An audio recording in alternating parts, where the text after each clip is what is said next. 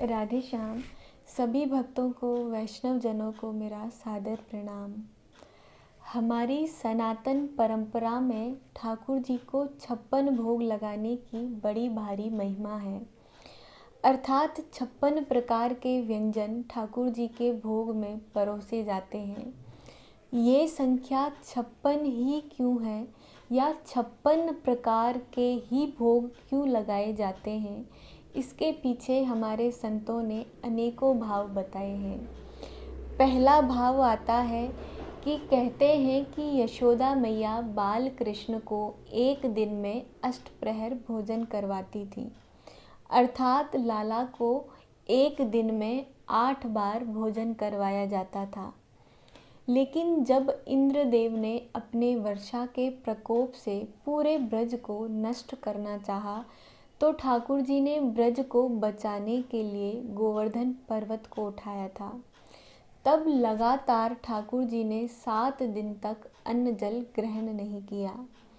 जब वर्षा बंद हुई, सभी ब्रजवासी बाहर आए, तो यशोदा मैया और सभी ब्रजवासी इस बात से बड़े दुखी थे कि एक दिन में अष्टप्रहर भोजन करने वाले लाला ने 7 दिन तक कुछ भी नहीं खाया।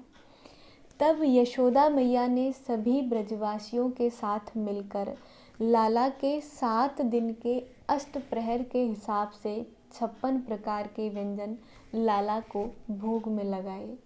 तभी से 56 भोग लगाने की प्रथा चली आ रही है।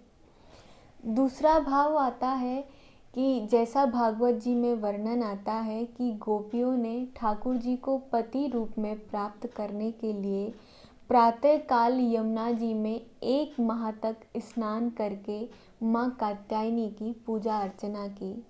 माँ कात्यायनी ने गोपियों की मनोकामना को पूर्ण होने का आशीर्वाद दिया।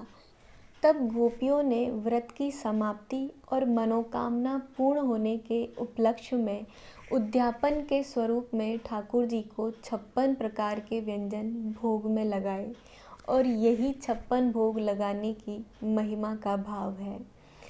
तीसरा भाव आता है कि कहते हैं कि ठाकुर जी गोलोक धाम में श्री राधा रानी के साथ एक दिव्य कमल पर विराजमान रहते हैं। इस कमल की 3 परत होती है। पहली परत में 8 पंखुड़ियाँ, दूसरी परत में 16 पंखुड़ियाँ और तीसरी परत में 32 पंखुड़ियाँ होती हैं। इन प्रत्येक पंखुड़ियों पर एक प्रमुख सखी विराजमान रहती है। इस प्रकार कुल संख्या पंखुड़ियों की 56 होती है, और यही 56 भोग की 56 संख्या का अर्थ होता है। राधे श्याम।